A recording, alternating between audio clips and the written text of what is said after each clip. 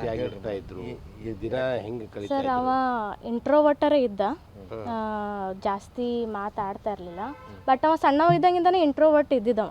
ಜಾಸ್ತಿ ಯಾರ ಜೊತೆ ನಾವು 4 ಮಾತಾಡಿದ್ರೆ ಅವ 1 ಮಾತಾಡ್ತಿದ್ದ. ನೀ ಹ್ಯಾಂಗೆ ಇವಾಗ ಅವ್ರ ಫ್ರೆಂಡ್ಸ್ ಪಪ್ಪನೇ ಅದೇ ಹೇಳಿದ್ರು, ಅವ ಮನೆಗೆ ಬಂದನಂದ್ರೆ ನೀ ಆರಾಮಿದ್ದೀಯಪ್ಪ ಅಂದರೆ ಈಗ ನಾವೇನಂತೀವಿ ಆರಾಮಿದ್ದೀವ್ರಿ ಅಂಕಲ್ ನೀವು ಹೆಂಗಿದ್ದೀರಿ ಅಂತ ಕೇಳ್ತೀವಿ.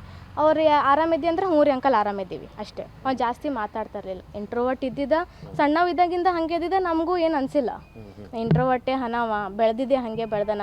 ಯಾಕಂದ್ರೆ ನಾವು ಫಸ್ಟ್ ಗಾಜಿಪುರ್ನಾಗ ಇದ್ದಿದ್ದೀವಿ, ಅಲ್ಲಿ ಮೊದಲೇ ಮಂದಿ ಚಂದಿಲ್ಲ. ಸೊ ಮಮ್ಮಿಗೂ ಅಂಜಿಕಿತ್ತು ನನ್ನ ಮಗನಿಗೆ ಏನಾರು ಮಾಡ್ತಾರ. ಆಟ ಆಡ್ತಾನೆ ಮನಾರ್ ಜಗಳ ಆಗ್ತಾವ್ರಿ ಸರ್, ನಾರ್ಮಲ್ ಆಟ ಆಡ್ಕೋತ.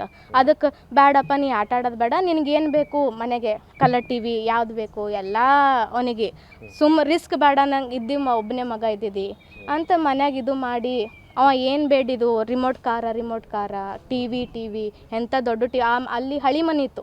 ಹಿಂಗೆ ಅರ್ತಿಂಗ್ ಅನ್ನೋದೇನೂ ಇರಲಿಲ್ಲ ಅಲ್ಲಿ. ನಾರ್ಮಲ್ 3D ಟಿವಿನೂ ಹಾಕ್ಸಪ್ಲೇ ಇರಲಿಲ್ಲ. ಬಿಡಪ್ಪ ಇಲ್ಲಿ ಆಗಲ್ಲ ಮಾಡಲ್ಲ, ನಿನಗೇನು ಬೇಕು ಬೇರೆದು ಬೇಕು ತಗೋ. ಸೊ ಹಾಗೆ ಇತ್ತು.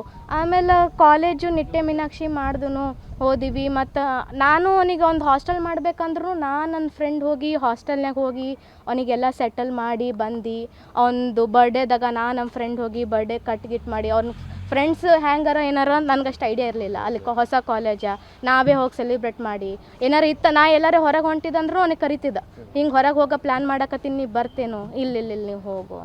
ಸರಿ ಆಯಿತು ಬಿಡು. ಆಮೇಲೆ ಕಾಲೇಜ್ ಮುಗಿಸ್ಕೊಂಡು ಅವ ಸ್ವಲ್ಪ ಹಾಸ್ಟೆಲ್ನಾಗ ಇರೋನ ಜಾಸ್ತಿ ಫೋನ್ ಮಾತಾಡ್ತಾ ಇರಲಿಲ್ಲ.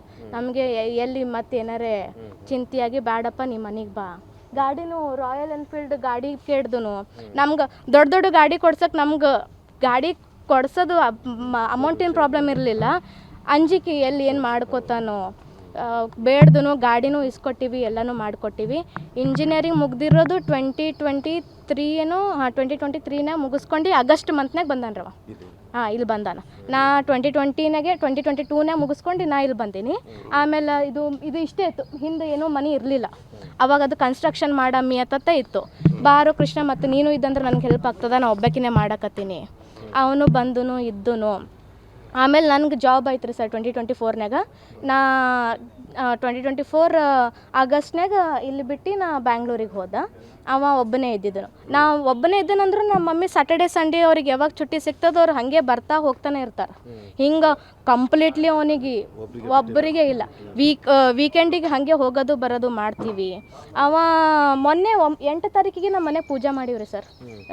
8 ತಾರೀಕಿಗೆ ಮಂಡೇ ಪೂಜೆ ಮಾಡಿ 9 ತಾರೀಕಿಗೆ ಮಮ್ಮಿ ಹೋಗ್ಯಾಳ, ಬಿಜಾಪುರಿಗೆ ಹೋಗ್ಯಾಳ. ಮಮ್ಮಿ ಹಚ್ಚಿದಳು, ಯಾಕೋ ಫೋನ್ ಎತ್ತಲಾಗ್ಯಾನ ಕೃಷ್ಣ. ನನಗೂ ಅದೇ ಇತ್ತು, ಮಕ್ಕೊಂಡಿರ್ತಾನೆ ಬಿಡು ಮಮ್ಮಿ, ಯಾಕಂದ್ರೆ ಒಮ್ಮೊಮ್ಮೆ ಬೆಲ್ ಬಾರಿಸ್ತಾರೆ ಅವ ಎತ್ತಲ್ಲ, ಮಕ್ಕೊಂಡಿರ್ತಾನೆ ಬಿಡು. ನಾನು ಲೈಟಾಗಿ ತೊಗೊಂಡಿದ್ರಿ ಸರ್, ಮಕ್ಕೊಂಡಿರ್ತಾನೆ ಬಿಡು ಅವ ಎದ್ದೇಳ್ತಾನೆ.